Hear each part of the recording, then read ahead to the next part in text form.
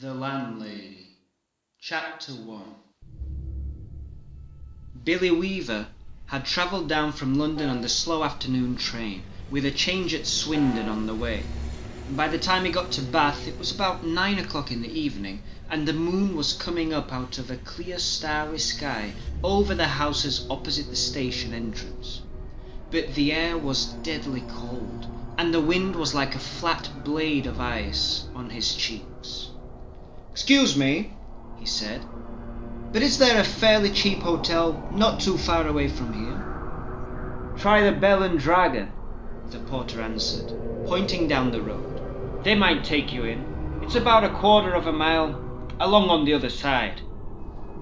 Billy thanked him and picked up his suitcase and set out to walk the quarter mile to the Bell and Dragon. He had never been to Bath before. He didn't know anyone who lived there, but Mr. Greensdale at the head office in London had told him it was a splendid city. "Find your own lodgings," he had said, "and then go along and report to the branch manager as soon as you've got yourself settled." Billy was 17 years old. He was wearing a new navy blue overcoat, a new brown Trilby hat, and a new brown suit, and he was feeling fine. He walked briskly down the street. He was trying to do everything briskly these days. Briskness, he had decided, was the one common characteristic of all successful businessmen. The big shots up at head office were absolutely fantastically brisk all the time. They were amazing. There were no shops in this wide street that he was walking along. Only a line of tall houses on each side, all of them identical. They had porches and pillars and 4 or 5 steps going up to their front doors, and it was obvious that once upon a time they had been very swanky residences. But now, even in the darkness, he could see that the paint was peeling from the woodwork on the doors and windows, and that the handsome white facades were cracked and blotchy from neglect.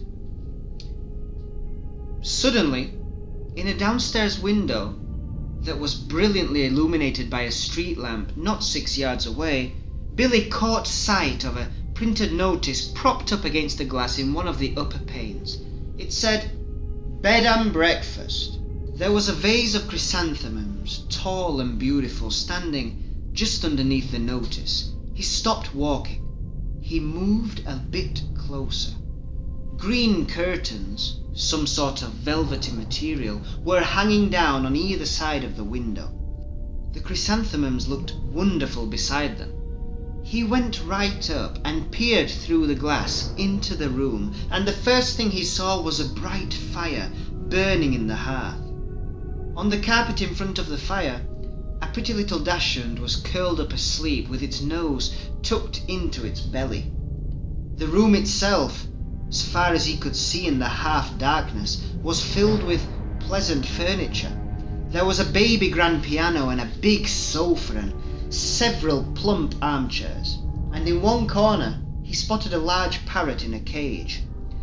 Animals were usually a good sign in a place like this, Billy told himself, and all in all, it looked to him as though it would be a pretty decent house to stay in. Certainly, it would be more comfortable than the Bell and Dragon.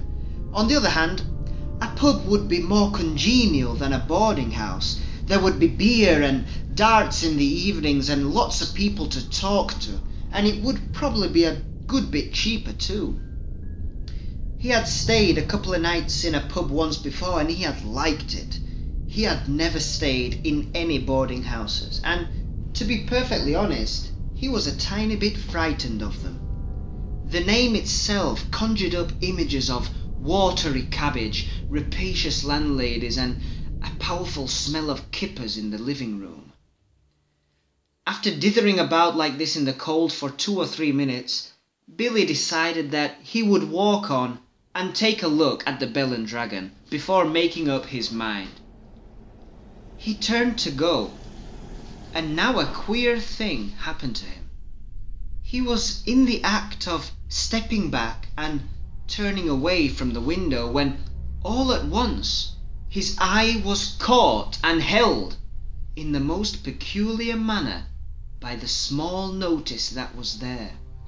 Bed and breakfast, it said. Bed and breakfast, bed and breakfast, bed and breakfast. Each word was like a large black eye staring at him through the glass, holding him, compelling him, forcing him to stay where he was and not to walk away from that house. And the next thing he knew, he was actually moving across from the window to the front door of the house, climbing the steps that led to it, and reaching for the bell. He pressed the bell. Far away in a back room, he heard it ringing. And then, at once, it must have been at once because he hadn't even had time to take his finger from the bell button, the door swung open, and a woman was standing there. Normally, you ring the bell and you have at least a half-minute's wait before the door opens. But this dame was like a jack-in-the-box. He pressed the bell, and out she popped. It made him jump. She was about 45 or 50 years old, and the moment she saw him, she gave him a warm, welcoming smile. "Please come in," she said pleasantly.